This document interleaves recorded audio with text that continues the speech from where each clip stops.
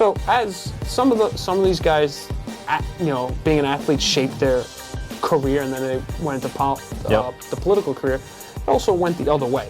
Sometimes you have guys that are well known for their political career or being a politician who have a history in sports.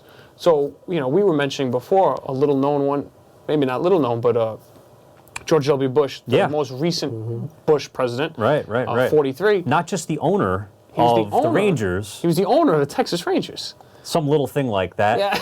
But his career in sports arguably goes back beyond that also, depending on how you feel about it. He was also a cheerleader. He was right in there. For He Yale. was there in sports. He was there in sports. So he was a cheerleader for Yale. They say he loved baseball. I was just reading, but he was never really good at it. He was the first one to say. So him being a cheerleader kind of fits into that. He loved the sports, but he wasn't really that good at it. Then he became the owner of the Texas Rangers. Yep. It's actually funny. In one of his autobiography and memoirs along the lines, he says that his quote was that, when I was a kid, I didn't want to be the president of the United States. He goes, honestly, I wanted to be Willie Mays. So he loved baseball as a kid. He loved Willie Mays, obviously. He says that Willie Mays is one of his heroes. And, and his father played baseball for Yale collegiately. They made the College World Series. Pitcher? I believe so. Apparently, he was a nasty pitcher, apparently.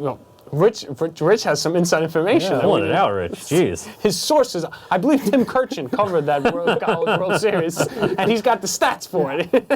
But back in the day.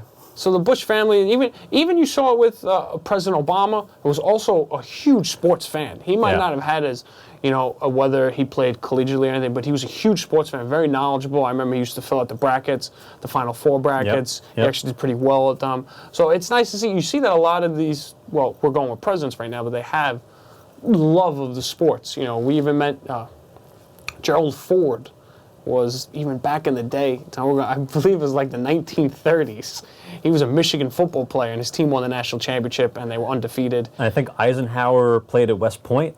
But this is back in like the early days of football, like when it was like a borderline sport or just as a brawl. No helmets. Yeah. Exactly.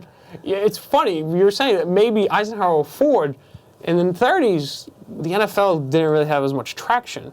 If it was now, maybe he would have never been president. These guys would have never been president. The celebrity of the job, it's exactly. They would have made it to the NFL. So, which is interesting to think. I mean, these guys now versus 30 years ago, the amount these guys are making in these positions, you can imagine them going into politics in a whole different way than they ever have before, too. Well, and it costs money to go into politics. It does cost some money.